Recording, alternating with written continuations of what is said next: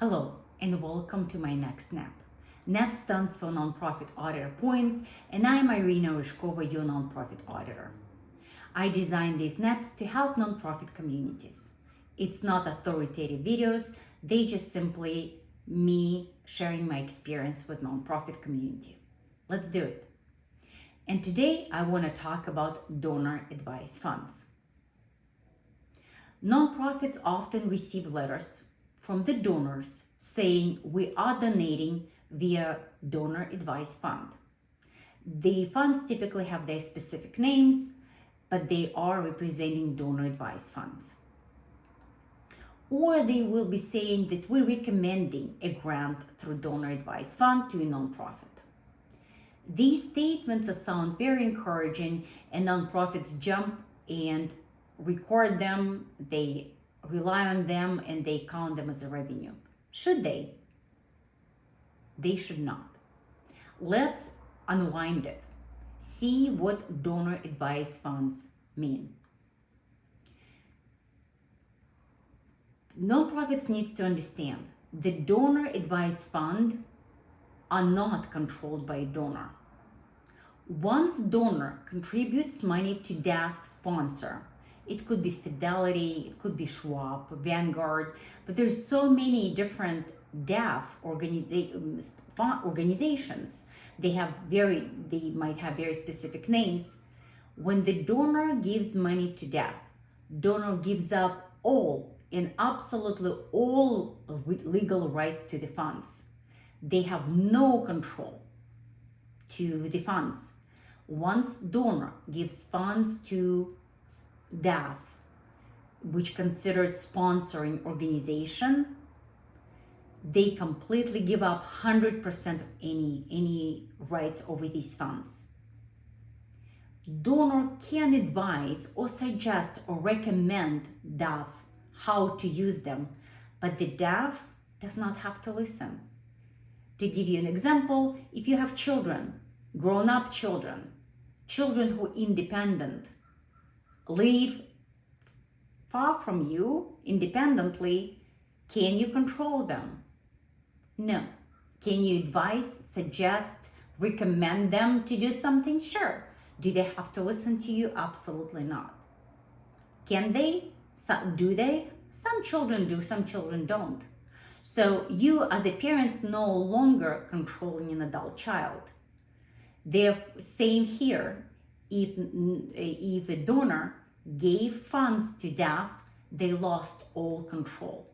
So what does it mean for nonprofit? It means the donor does not have control of the money anymore. The donor cannot promise anything to nonprofit. The donor cannot guarantee the amount. They cannot guarantee the timing. They cannot guarantee the restrictions of the funds. And they cannot guarantee that these funds will ever be received by a nonprofit. Only DAF, not a donor, have that control. Only DAF can give a grant to nonprofit if donor gave money to DAF. Sometimes nonprofits do receive letters from the donor saying we are recommending a grant to DAF, to your organization. We intend to donate to DAF. We expect you to receive a grant through DAF because we gave them funds. We are sending grant via DAF next quarter. What these letters means for nonprofit? They mean absolutely nothing. They carry no weight and do not get too excited because DAF might decide not to. In practice, typically DAF do follow advice, but again, they do not have to. And they definitely don't have to follow the recommendation this quarter. They can decide on a timing or amount or who to donate these funds. Donor does not have a control. You might ask, why do you receive such letters? Again, if nonprofit analyze these letters in details, in a substance, you will see that these letters typically say that donor advises, but DAF does not have to follow. DAF has a legal responsibility, and solely decision who to donate, when to donate. Donor does not. So read the letter, not based on the form, it looks like promise, but if you read the substance, it actually says it's not a grant, it's not a promise, and only DAF can give a donation. DAF sponsor can distribute only partially. They can delay distribution. They can change recommendation, or they can advise completely different nonprofit later. Because donor can also change their mind. It's advisor. The donor can say, you know what, I changed the mind, give money to somebody else, to another nonprofit. So therefore, from nonprofit standpoint, this letter represents zero financial value. No revenue will be recorded. A donor cannot make a promise using the funds. And the donor cannot put restrictions on the use of the funds through DAF. DAF can change the restrictions. So it means this letter, it's not a conditional promise. It's not unconditional promise. No revenue is recognized and there is no enforceability for nonprofit. If nonprofit receive this letter, they cannot demand money from DAF or from a donor. They have no obligations. It's agreement not between donor and nonprofit. It will be agreement between the donor and DAF. And then later, if the money comes from DAF, it will be agreement between DAF and nonprofit. So if nonprofit will receive eventually funds from a DAF, it will be donation from DAF, not from that donor. And now DAF can put restrictions, conditions, or any other strings. So what nonprofit needs to do, and when this gift will become a donation. Nonprofit can record revenue only after notification from DAF received that they are giving you a donation, nonprofit donation. Or nonprofit will receive, when nonprofit receives money from DAF, if there is no future past letters was received from DAF, but just money arrived, that will be donation recorded when money is received. Again, when the donor makes donation through DAF, no amount is guaranteed. Donor can give $100,000, but DAF can send $50,000. It can give me more money, but it might be the DAF might give more money. If donor gives $50,000 and DAF can actually give $100,000, maybe additional funds that the DAF had. So again, this letter, it's a letter of intent from the donor that they will be advising donor advice fund, give funds to nonprofit.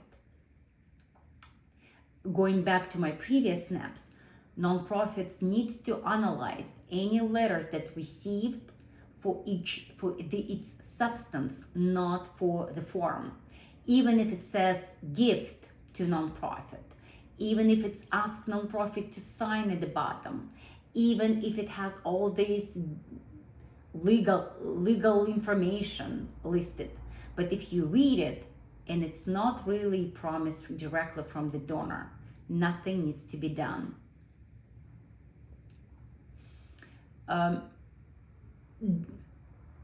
Therefore, if for whatever reason organization needs to make sure that the funds are given this year and it's given by donor, they need to be communicating to a donor that the donation through DAF do not represent revenue for a nonprofit. And if your nonprofit receive a letter from the donor that they will be donating money through DAF, nonprofit should not send thank you letter to donor for each donation, because that's not a proper representation. For the audit issues, for the testing, when we as auditors look at cutoff, when the revenue becomes a revenue, this letter also not representing date of promise. Even if DAF later donated money to a nonprofit, this letter does not constitute the promise, so the date on this letter means nothing for revenue recognition. It's not the date when the actual promise was made. It's a date when the promise was made to DAF. So how a nonprofit should respond to DAF letter?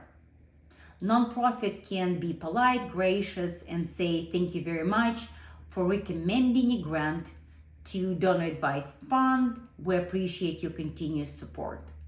So just overall thank a donor. But inappropriate response would be if the nonprofit will say, we will record it as a pledge. Thank you for the revenue provided to us.